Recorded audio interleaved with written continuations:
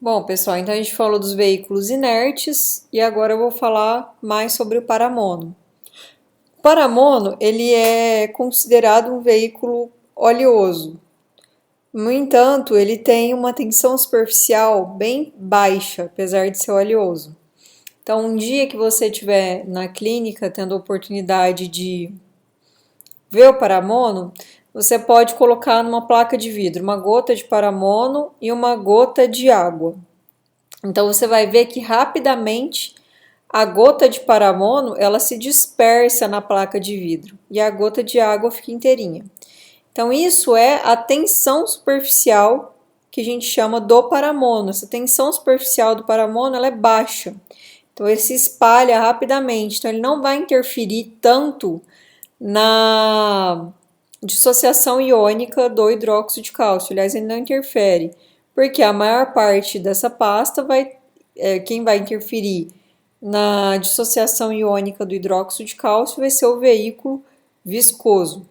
Então, a ação do paramono na pasta é potencializar a ação antimicrobiana frente a bactérias resistentes ao pH alcalino do hidróxido de cálcio. Então, porque o paramono, ele é um potente agente antimicrobiano. A gente não pode esquecer que ele é um derivado fenólico. Então, ele tem uma alta atividade antimicrobiana. O seu o uso isolado do paramono, ele não é recomendado. Por quê? Porque ele é muito citotóxico. Então, nós sempre recomendamos o uso do paramono em associação ao hidróxido de cálcio, certo? Porque em associação ao hidróxido de cálcio, ele vai reduzir um pouco a sua dispersão, então ele vai ter um efeito um pouco menos tóxico. Então, o paramono em associação com hidróxido de cálcio, como eu falei para vocês, ele vai formar o paraclorofenolato de cálcio, que é menos tóxico do que o paramonoclorofenol canforado utilizado sozinho. Então, ele tem um alto potencial citotóxico e ele tem uma grande penetrabilidade tecidual também. Então, por isso que ele também não é indicado sua utilização isoladamente. Então, nós utilizamos o paramono somente com o hidróxido de cálcio, certo? Então, um princípio base da nossa conversa aqui. Então, o paramono é utilizado com o hidróxido de cálcio. A clorexidina, como eu falei para vocês, ela não é recomendada com hidróxido de cálcio mais, pelo motivo do seu pH e porque aqui vocês usam o hipoclorito de sódio como agente irrigante. Então, voltando às propriedades do hidróxido de cálcio, como que ele atua quando utilizado no interior do canal radicular? Então, ele tem essa ação antimicrobiana, que é extremamente interessante pela dissociação iônica, pela mudança do pH. Além disso, existem teorias que acreditam que o hidróxido de cálcio também tem uma ação importante anti-inflamatória. Primeiro, por sua ação higroscópica, ou seja, ele vai diminuir o edema inflamatório. Também acredita-se que vai haver uma formação de pontes de proteinato de cálcio, que também agiria como um anti-inflamatório, e também pela inibição da fosfatase, da fosfolipase, que faz parte da cadeia de inflamação, para desencadear a cadeia inflamatória. Então, ele atuando nessas três vertentes aí, ele agiria anti-inflamatoriamente também, que é o que a gente quer. Quando o seu paciente chega lá na clínica com muita dor, num caso de biopulpectomia, eu vou ter um ambiente inflamado. Então, eu quero uma ação anti-inflamatória. Se eu não terminei meu canal em sessão única, eu quero uma medicação que tenha uma atuação anti-inflamatória também. Então, o hidróxido de cálcio agindo por essa vertente, ele vai possibilitar também essa ação anti-inflamatória. No entanto, há controvérsia se ele realmente funciona nesse meio. No entanto, nem tudo são flores com relação ao hidróxido de cálcio, ele também tem defeitos. Então, a maior limitação do hidróxido de cálcio, talvez, seria a sua própria ação antimicrobiana. Por quê?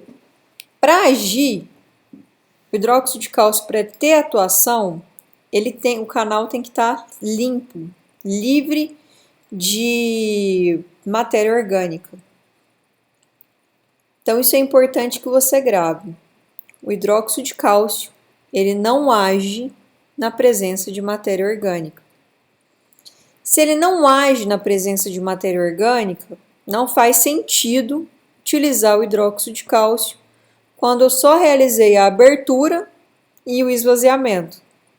Ou seja, se eu só abri o canal naquele dia de clínica de urgência, explorei com uma lima 10, fiz o meu preparo cervical e não fui até o CPC, não limpei até o CT, não fiz a modelagem apical, não faz o menor sentido eu utilizar o hidróxido de cálcio.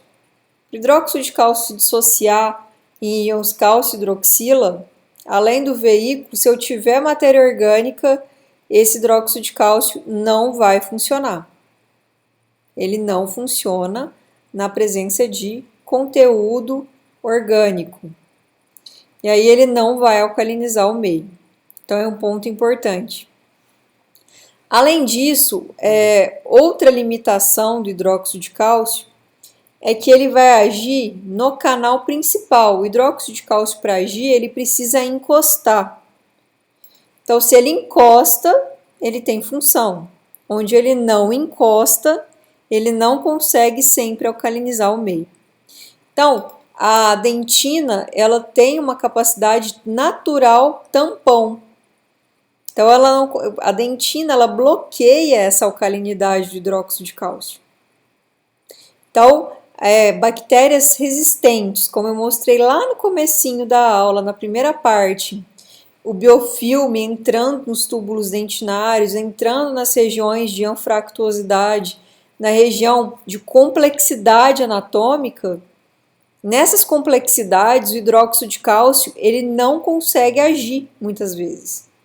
Por quê? A dentina tem a capacidade de tampão e ele só age por contato muitas vezes. Então, é uma grande limitação do hidróxido de cálcio. Então, por esse motivo, é fundamental a associação do hidróxido de cálcio com o paramono. É fundamental. Então, quando vocês vão observar por aí as polêmicas de utilização ou não da pasta de hidróxido de cálcio, essa polêmica vai muito além da pura e simplesmente utilização do hidróxido de cálcio. Percebem isso? Por quê? O hidróxido de cálcio sozinho, ele realmente tem limitações. Então, ele precisa da associação com o paramono em canais infectados, por causa dessas limitações. O hidróxido de cálcio não age à distância. Então, lembram do Enterococcus fecalis que vocês viram na Endo 1? Ele possui, o professor Benito falou para vocês, aquela bomba de prótons que consegue manter o pH intracelular estável, mesmo que o pH fora seja alcalino. Então, o Enterococcus fecalis, muitas vezes, ele consegue resistir a pHs de 10, 11. Então, para dentro dos túbulos dentinários, muitas vezes esse pH não alcaliniza o suficiente para matar Enterococcus fecalis, para matar Candida albicans, para matar outras bactérias resistentes a esse pH alcalino. Então, é fundamental que eu utilize o paramono, por causa das limitações do hidróxido de cálcio.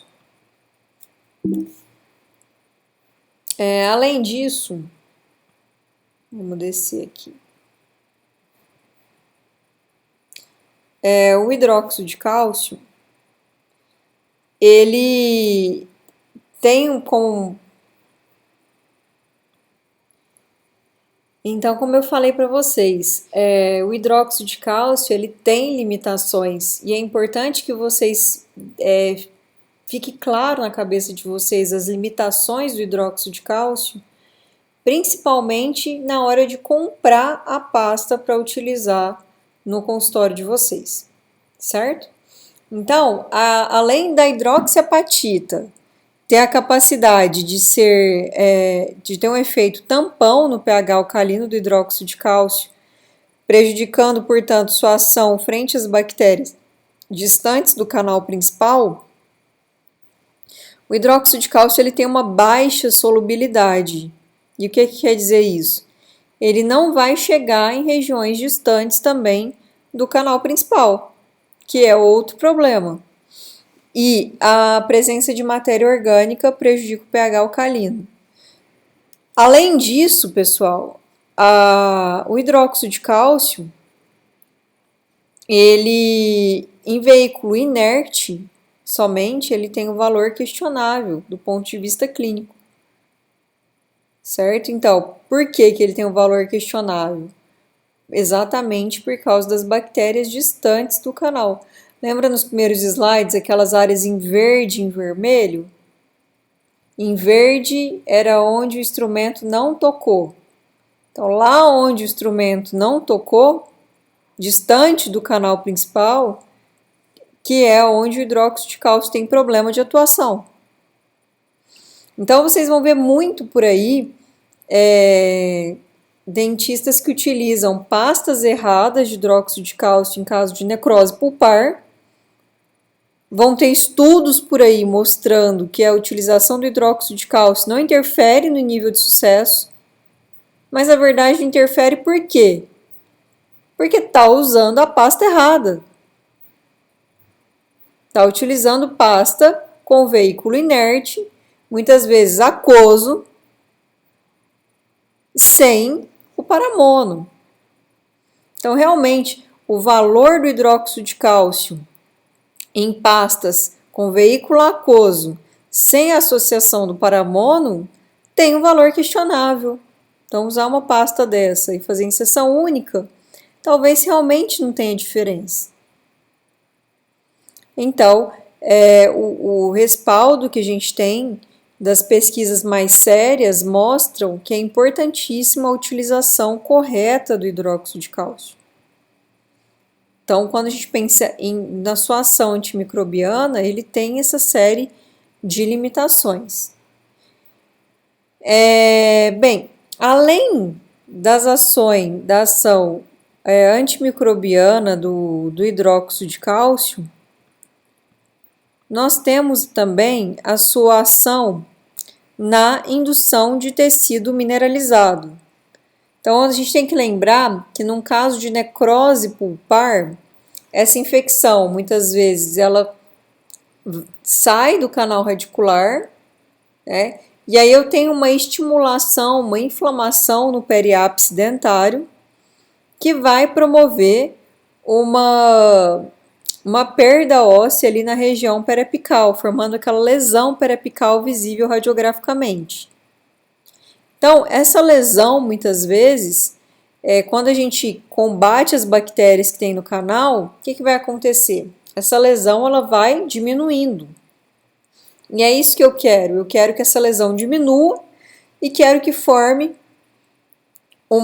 eu quero que tenha uma neoformação óssea ali nessa região. Eu quero que tenha um processo de reparo. E o hidróxido de cálcio, ele induz a formação de tecido mineralizado, tanto num caso de necrose pulpar, como num caso de biopulpectomia. Na biopulpectomia, embora eu não tenha perda óssea na região periapical, eu também quero formar um tecido mineralizado, especialmente no canal sementário. Então pense comigo, Na aula de obturação, você viu que eu vou colocar no canal radicular um cimento e um cone de gutta-percha. Então, se eu conseguisse isolar esse cimento e esse cone de gutta-percha, uma deposição de tecido mineralizado ali no canal sementário, o que eu teria? Eu teria um selamento biológico. Eu teria um isolamento total desse material, desse cimento, dessa gutta-percha, com os meus tecidos perirradiculares. Isso seria o padrão ouro no meu tratamento endodôntico. Porque mesmo se eu hipoteticamente reinfiltrar de bactérias nesse canal radicular, essas bactérias elas não conseguirão atingir o periápice. Por quê? Porque eu teria um selamento biológico. Foi o que o professor Holland mostrou em alguns trabalhos. O professor Holland de Araçatuba é um dos pesquisadores mais renomados de medicação intracanal no mundo. E ele viu que quando eu formo essa barreira de tecido mineralizado, isolando gutta-percha, cimento por um lado e tecido periapical por outro, eu posso até ter uma reinfecção no meu canal, que essas bactérias elas não chegam aos tecidos periapicais. Então, meu objetivo, quando eu termino meu tratamento endodôntico, é que eu consiga esse selamento biológico, seria o meu objetivo padrão ouro. Então, o hidróxido de cálcio, ele estimula essa mineralização. Isso é muito interessante. Então, como que ele estimula essa mineralização? Pela ativação de enzimas, como a calcio-ATPase, pirofosfatase, fosfatase alcalina, ele ativa enzimas que estimulam o processo de reparo. E além disso, o hidróxido de cálcio, quando ele extremamente alcalino, né? Então, ele entrando em contato com um tecido orgânico, ele vai criar um trauma químico, que vai gerar uma necrose superficial. E essa necrose superficial ela é benéfica, porque ela vai estimular o processo de inflamação e começar a estimular também o processo de reparo. Então, bem, nós já falamos do hidróxido de cálcio do ponto de vista antimicrobiano, do ponto de vista anti-inflamatório e como indutor de matéria orgânica. Indutor de tecido mineralizado, de formação de tecido mineralizado. Além disso, o hidróxido de cálcio ele atua também como solvente de matéria orgânica. Isso é muito interessante. Bom, no interior dos canais radiculares, eu sempre vou ter ou tecido orgânico, quando eu abro um canal e ele está sangrando, que eu tenho uma polpa viva. Então, ou eu vou ter um tecido ali sangrando, que eu preciso esvaziar, que eu preciso tirar aquele tecido orgânico dali, ou eu vou ter um canal necrosado, também com tecido orgânico, mas com conteúdo séptico, tóxico, que eu quero também remover do interior dos canais. Então, o hidróxido de cálcio, em associação com o hipoclorito, que eu vou utilizar irrigando o canal na próxima sessão, ele vai potencializar a solvência da matéria orgânica que o hipoclorito já realiza. Então, ele dá um plus naquela ação do hipoclorito. Então, é algo extremamente interessante do hidróxido de cálcio também. O pH alcalino do hidróxido de cálcio, ele quebra a estrutura das proteínas, tornando-as mais susceptíveis à ação do hipoclorito. Então, é bom especialmente para aqueles casos que eu tenho reabsorções radiculares, porque aí o canal não vai ser cônico, afunilado certinho, ele vai ter reentrâncias e a minha lima não vai encostar, enfim, toda aquela história que eu já contei para vocês. Que a lima ela não vai contemplar essas regiões e aí o hidróxido de cálcio mais hipoclorito ele vai aumentar essa ação de solvência de matéria orgânica, que é ideal para mim também. Então, nós temos que lembrar muito dessas vantagens e desvantagens do hidróxido de cálcio antes de caminhar. Então, relembrando aqui, vantagens, ele vai ter uma excelente ação antimicrobiana, como eu falei para vocês, pela alcalinização do meio. Ele vai ter ação anti-inflamatória, ele vai induzir o processo de reparo e ele vai ajudar na solvência de matéria orgânica, certo? Por outro lado, o hidróxido de cálcio, ele não age com sujeira, ou seja, se eu não instrumentei o canal, se eu só fiz a urgência, não adianta nada eu usar o hidróxido de cálcio, certo? Ele não atua em canal sujo. Ele tem a limitação de não chegar em regiões distantes do canal principal, porque a dentina ela tem essa ação tampão do hidróxido de cálcio. Então, ele não vai conseguir levar um pH tão alcalino naquelas bactérias que estão no interior dos túbulos dentinários, nas regiões de complexidade anatômica. Isso é uma grande desvantagem, porque a bactéria do canal principal ali não alcança. Então, mais um motivo para usar o que? O paramonoclorofenolcanforado associado. E como grande limitação do hidróxido de cálcio também é que ele só atua em contato, ele não se dispersa muito. Para o interior de complexidade também. Mais um motivo de usar o paramono porque ele tem uma baixa tensão superficial. Então, até agora eu quero que fique claro isso, vantagens e desvantagens do hidróxido de cálcio e os motivos pelo qual a gente utiliza a sua associação com o paramono, certo? Então, a gente vai partir agora para a próxima parte da nossa aula.